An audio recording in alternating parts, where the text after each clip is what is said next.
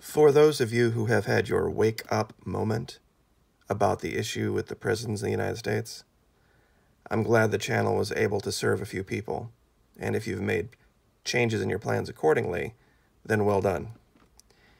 For the rest of you who have decided to come to the channel with the filthy language in the comments, I'm going to reveal for you the psychological operation that's been run on you for the last 20 years.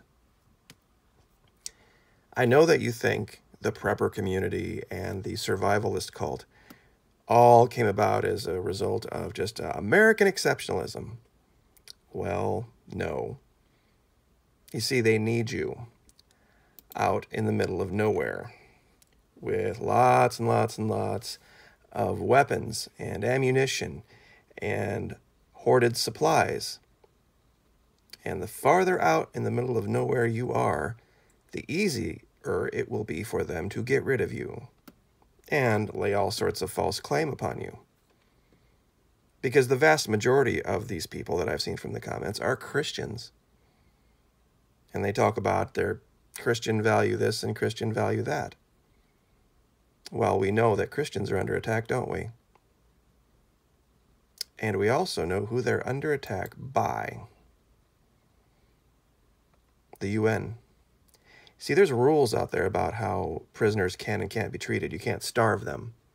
You can't hold them without water. You can't hold them indefinitely and in solitary confinement. And we've seen this over and over again. Always coupled with the allegations of racist America. Now think about the Black Lives Matter movement in this particular scenario. Can you imagine a group of people who already think their loved ones are being held without reason, without just cause? Now you're not feeding them. Now there's no guards. Now the places are falling apart. And even if it's of their own doing, it's not going to matter. They're going to give the UN every justification for coming into the United States and freeing those prisoners.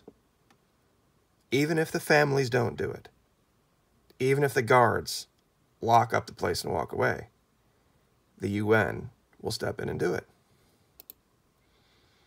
We've already established that prisoners have rights. Whether you agree with it or not is really irrelevant here. I'm talking about what's going to happen, the reality of it. And we're going to get to your plan about hoarding up out in the middle of nowhere with all those guns and all those supplies, and how that's going to be used against you. See, the UN has already gotten involved in U.S. state affairs, saying that you can't even hold them in confinement, whether you provide them with food or water or not. So it's coming. And it's going to be something where the world gets involved in it. If there were, this event I'm talking about is a collapse of our society. I'm talking about basically two different things. Either the electrical grid goes down or there's some event like 2008 that they can't stop. And there's a giant run on the banks, giant run on the gas stations and on the grocery stores and all this kind of stuff. And people stop showing up for work. And you're out there in the middle of nowhere. And after a few days, 4, 5, 7 days, here's how it's going to play. What's going to happen is people en masse are going to be looking for ways to get food and shelter and safety with no electricity or no ability to buy things. And so FEMA is going to step in and emergency protocols are going to be put in place. But you see, you guys as preppers, you're not going to, because you're going to have made all the preparations, right? Now follow the logic on this. So all of your neighbors are all going to go and sign up, and there's going to be all sorts of protocols for signing up. But a week or 2 weeks later, they're not going to have heard from you. And don't think they don't know who you are, where you are. You're probably on a lot of registered gun rolls. And so people are going to start to worry, giant air quotes there. I wonder what's going on with Billy Bob and Susie Ann up on the hill over there. You know, everything fell apart a week ago, but man, they've stayed up there this entire time. They've got 2 or 3 kids. Maybe we should send the authorities up there to make sure they're okay. And so they're going to send somebody to check on you, and you're going to have a couple of choices to make. Here's going to be your choices. They come rolling up the road, and you open up on them.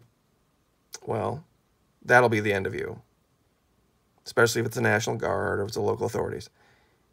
If you tell them you're hunky-dory and just fine, guess what they're going to tell you? Here's what they're going to tell you. You know, there has been prison breaks all over the country, and there are prisoners and groups of people heavily armed roaming the countryside and taking advantage of people out here in the sticks just like you. It's not safe for you out here.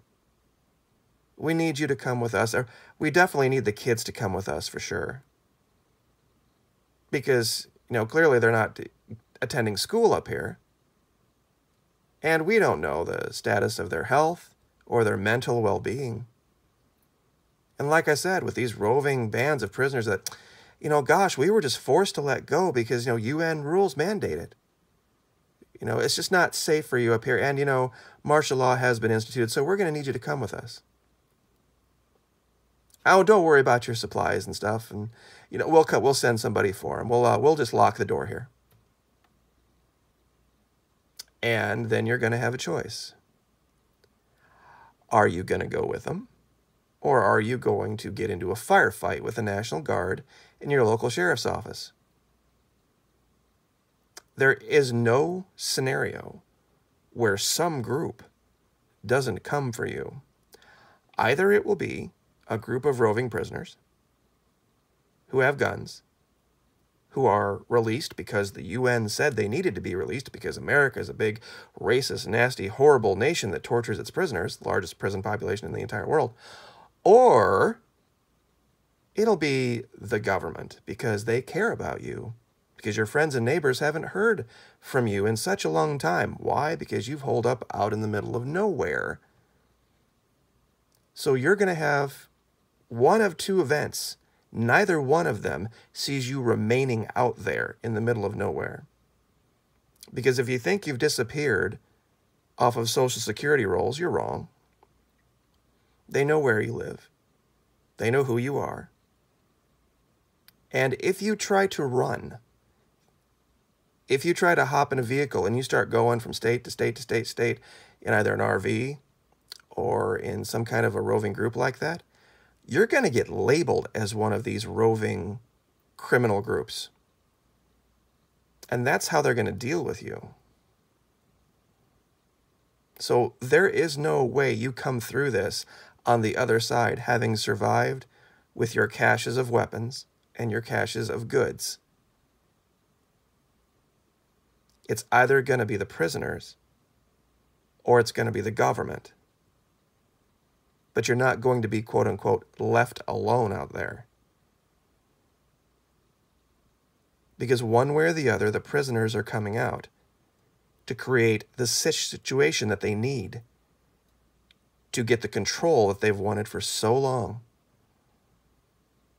And by going out there and playing into their hands and creating these basically mini 7-Elevens, just with no cash register that are poorly lit, with all sorts of food and fuel and medical supplies and weapons. When they come take you or come take your kids and you have to leave all that behind, either they'll take it and use it for the good of the larger group, or the prisoners will find it. So, like I said, all you've done is do their shopping for them. Now, does that sound like something the deep state would do? Is what I just told you reasonable? This idea of you saying anybody that comes up the road, we're just going to open up on them? And if you have a large group of survivalists out there and the government comes a calling, making sure that your kids are taken care of and you're taken care of, how are you going to handle that situation? You can tell them all you want. Oh, we got it covered. We got our weapons, all this. Yeah, we can't, you know. Sorry, we don't think this is a safe environment for the kids. They're not attending school, and we have schools down in the Fema camp. So that's going to be your choice. One way or the other, you're leaving. So you can let it make you mad all you want. Call me all the names all you want. I don't care. But the truth is the truth, and sometimes it hurts. Like, share, subscribe.